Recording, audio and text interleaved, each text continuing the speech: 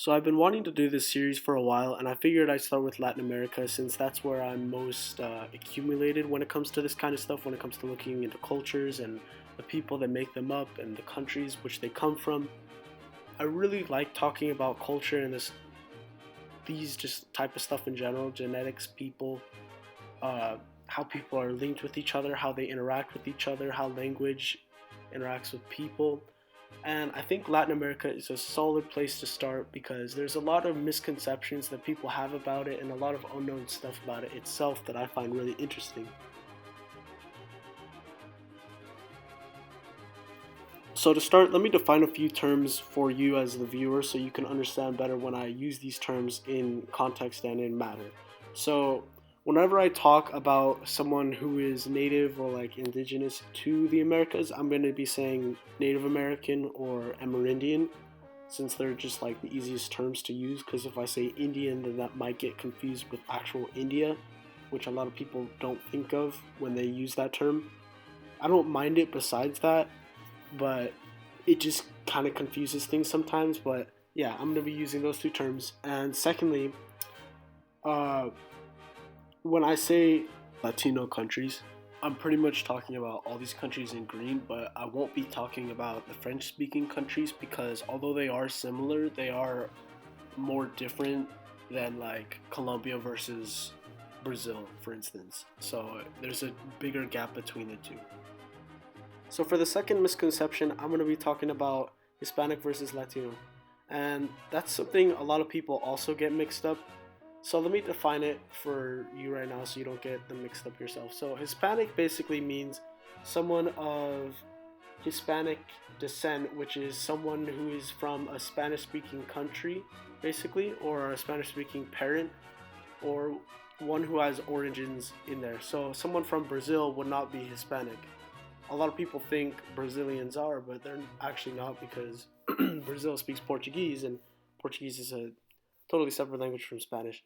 Now, when I say this, this does include actual Spain, which a lot of people do not think about fully. So, someone could be like Hispanic, but they couldn't be Latino, if you understand.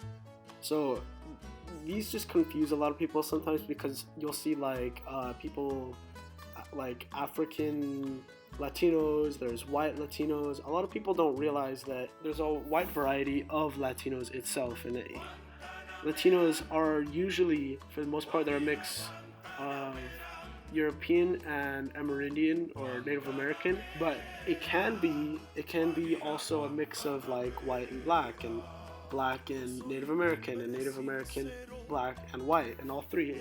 My point is that Latinos are not one established group. They're a mix of different peoples and cultures that have come together and culminated into a similar culture, what we know today as Latino culture, which even so has its different subdivides and groups and categories. But for the most part, Latinos are what you call mestizos, which are a mix of Spanish and Native American or Portuguese and Native American in Brazil, but that's what the vast majority of Latinos are today is mestizo. And the second is castizo, which is basically just for the most part just European Latinos. So like Argentinians, most Argentinians are castizo, and you can find a lot of castizos elsewhere in the Latino world. Also, third, mulattoes. So mulattoes are pretty much just like black Latinos. They can be mixed with Amerindian, white. They're usually mixed, but yeah, those are the three separate groups of Latinos. So a third misconception I want to get out of the way too is that misconception a lot of people have in the U.S. and Canada and some European countries too. But this misconception is that Latino slash Hispanic is one ethnic group, and it's not more than that. Which is, I mean, within that category, you have several different types of countries, nations. Some of them don't even speak the same language, even though they share a common, similar culture. But there are different groups of peoples in each country that make up the country for what it is and give its unique twist on things. So it's kind of disingenuous to try to group all of these into one, but it is somewhat understandable because, like I said, there is some of that shared culture there, which is familiar. But don't ever group these people up into the same group when you're trying to make a comparison when it comes to like smaller scale things, because then it'll just end up getting confusing and you won't fully understand the full picture.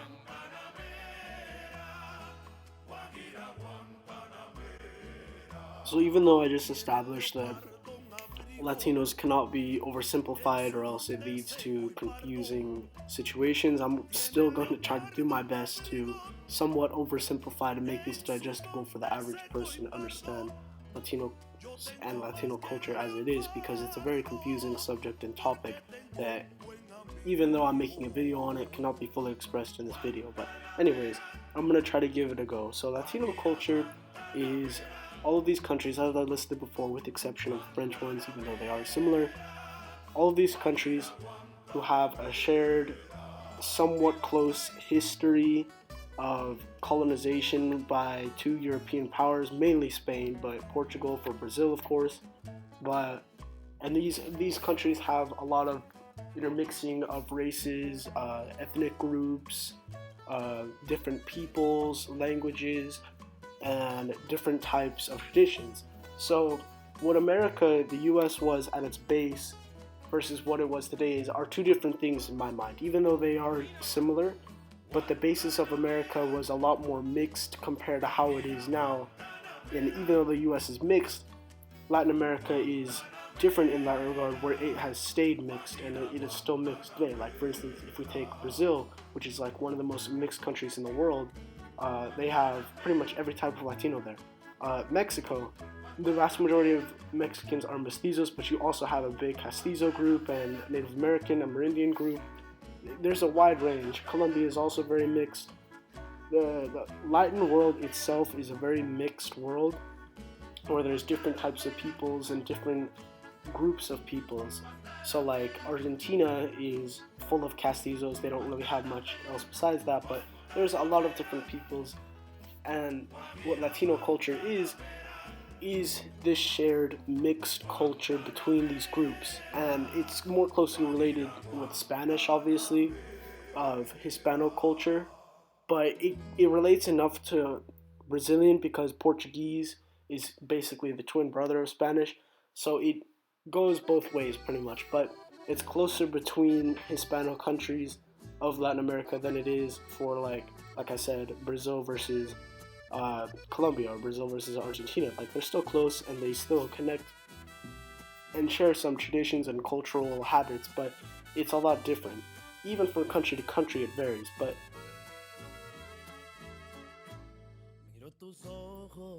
so the origins of Latino culture are pretty obvious.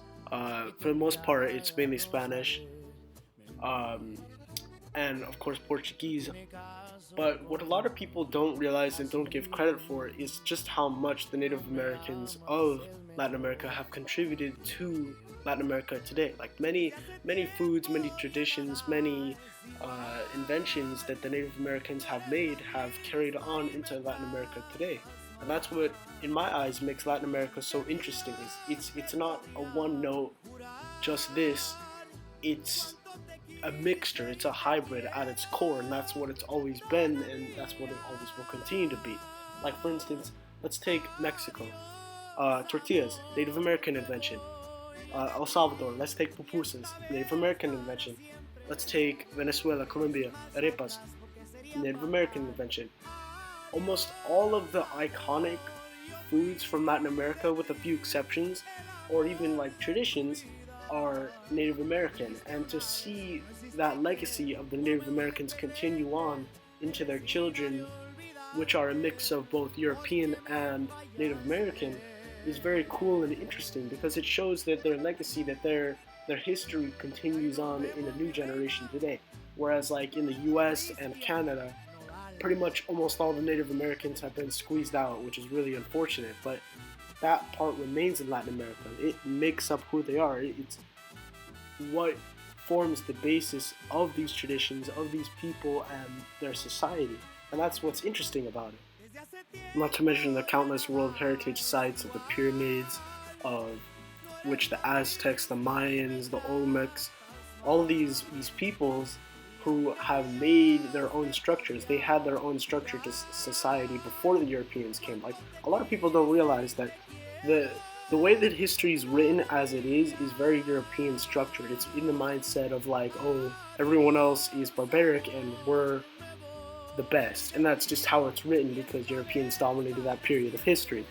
But when you really look into it, the Native Americans of Latin America and just of the New World in general had very complex systems in how they ran things. They were in some ways miles ahead of the Europeans and the Eastern Hemisphere, and they've made so many changes that were just simply undocumented or unknown. Just so many things come from the Americas that people don't realize. Like chicle, which is chewing gum, kind of like it's one of the bases for chewing gum, comes from Latin America, along with cocoa, and to an extent, the Native Americans, which have been using these and have known these for thousands of years. Same with chile, same with tomatoes, same with avocados, turkeys, potatoes too. People just simply undermine how many contributions the Native Americans of Latin America and the Western Hemisphere have made to normal day to day life and society and inventions and ideas and concepts. They've contributed more than people give them credit. Another example of this, if you don't believe me, is a key defining of Latino culture is art. And like in every culture, obviously, but Latino art is very different. It's very bright. It's vibrant. It's there, and this is due to a mix of both Native American and African cultures coming together to make this bright and vibrant. Both of their cultures have had a history of making bright, vibrant art.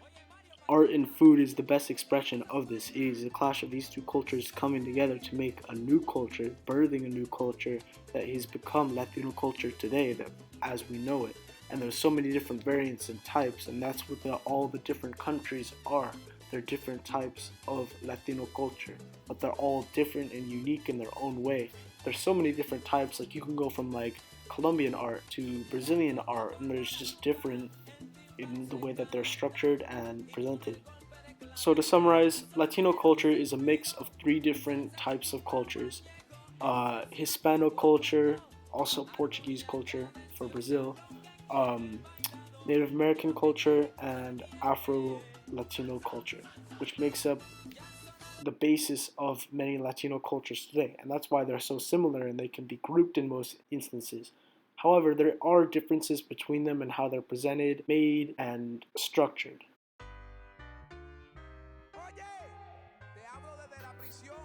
So, the effects of Latino culture have been both impactful and somewhat vague.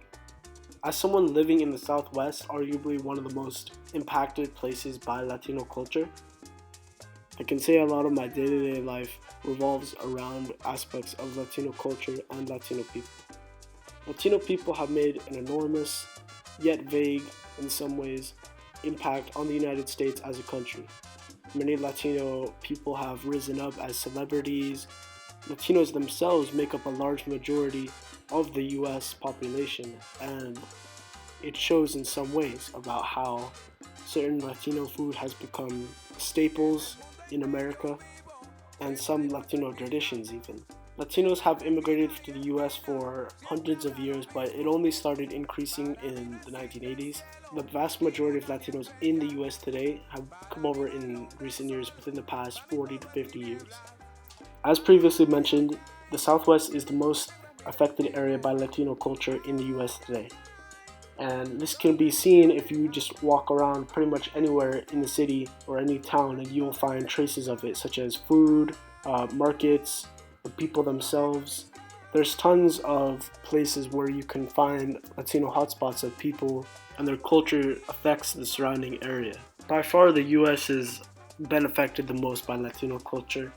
Unfortunately, pretty much outside of the Americas, Latino culture is almost nowhere to be found. In some areas of Europe, and it's growing in areas of like Asia, like Japan, Thailand. Chicano culture is growing, not main Latino culture. So as Latin America grows in power and influence, so will its culture. And in the coming years, Latin America is expected to grow, so I'm glad to see that Latino culture is going to get more exposure for how great it is and how underappreciated it is in the Eastern Hemisphere, and even in the Western Hemisphere in some instances. I really hope people look more into these countries and investigate more, as this video is just basically just to explain some basic ideas about Latino culture, but there is still much more to be discovered, obviously. Uh, for any of you watching, I really encourage you guys to look into these countries, as these countries are very underappreciated. They do have their issues, yes. They do need to get fixed, yes. But a lot of them are just simply underappreciated for what they are. And it's really unfortunate to see these countries get underappreciated in a way. But anyways, thanks for watching my video. This is like the first video of its kind that I'm going to do. I might do more, probably, maybe in different subjects and stuff, but thank you for watching, and no iron, tacos are not from Spain.